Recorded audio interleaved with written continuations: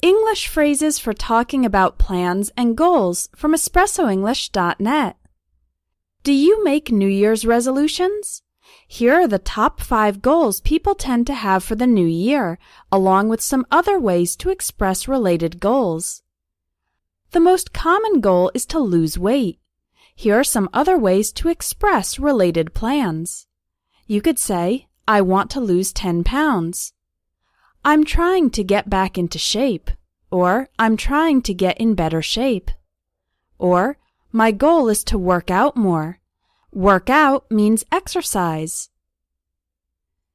You could also resolve to eat healthier, eat less, or eat more fruit and vegetables. Or you could say you plan to cut down on junk food.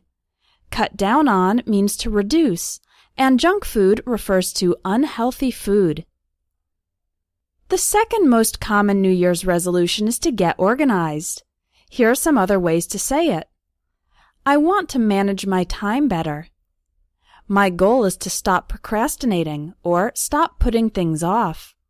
Both procrastinating and putting things off refer to delaying your tasks and responsibilities. You could also say you'd like to be more punctual. Someone who is punctual arrives on time.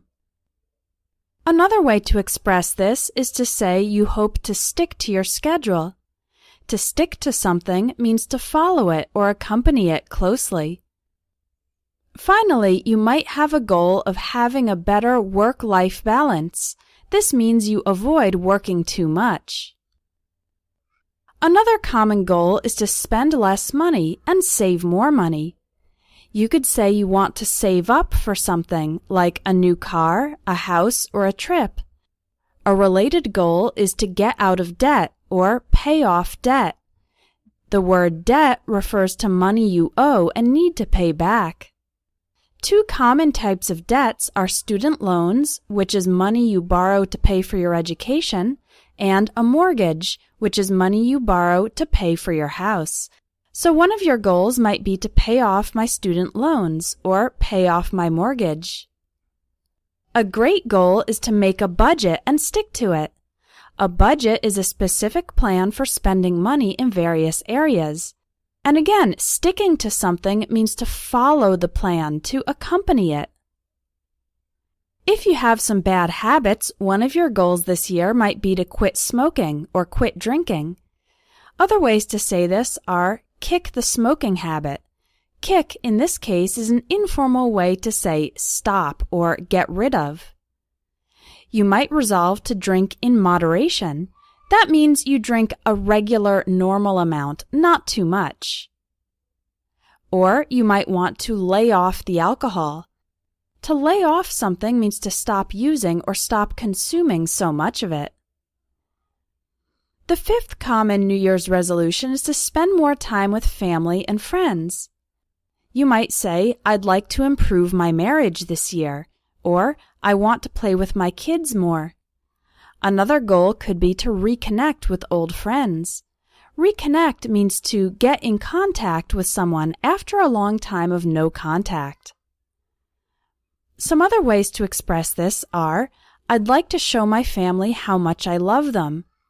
And I hope to be a better husband, a better wife, a better mother, or a better father. All of these phrases refer to goals of improving relationships. So now that you know the most common resolutions, how can we talk about making them? Here are some English phrases for stating your goals. Use I'm going to and I'm not going to state promises and intentions. You can add the word definitely for extra emphasis. For example, this year I'm definitely going to learn a new language. From now on, I'm not going to eat at McDonald's. Another way to express your intentions is to use the phrase I'm determined to or I'm determined not to. These phrases express your firm emotional commitment to your goals. For example, I'm determined to eat healthier in 2016. Or, I'm determined not to lose my temper with my kids. To lose your temper means to explode in anger. Use the phrases I'm planning to and I'm planning on for plans that are more definite.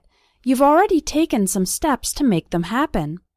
For example, I'm planning to travel to Hawaii this September. We're planning on buying a house within the next 12 months.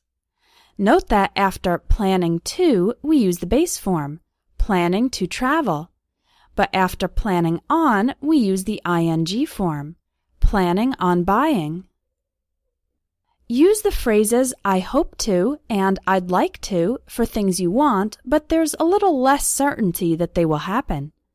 For example, I hope to get into graduate school this year.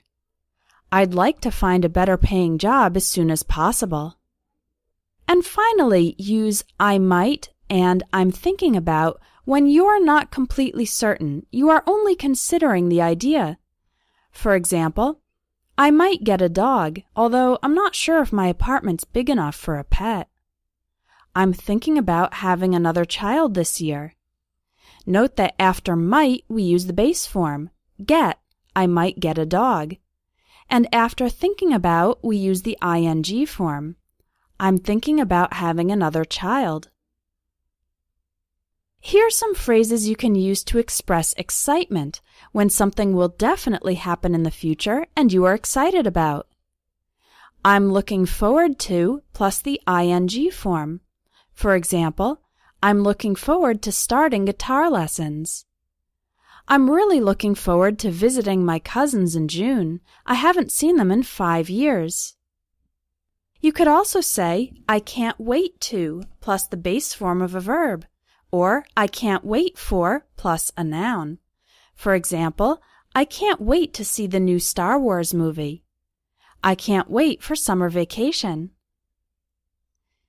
And a third expression for expressing your excitement is I'm counting down the days until. For example, I'm counting down the days until the end of the semester. An informal way to express excitement is to say I'm psyched or I'm pumped. For example, I'm psyched about the opportunity to go to China. I'm pumped to start my new job in February. Finally, you can use the future perfect to talk about what you hope to accomplish or finish before the year ends. For example, by the end of the year, I will have run a marathon. By the end of the year, I will have improved my English. By the end of the year, I will have saved up $10,000. By the end of the year, I will have gotten a promotion. The structure is will plus have plus the past participle. I will have gotten a promotion. When speaking fast, will have sounds like will have. I will have gotten a promotion. If one of your goals this year is to improve your speaking, check out my most popular course at Espresso English. It's the Everyday English Speaking course, which will teach you English for daily life, social English, and functional English. It's a very practical course based on real-life situations.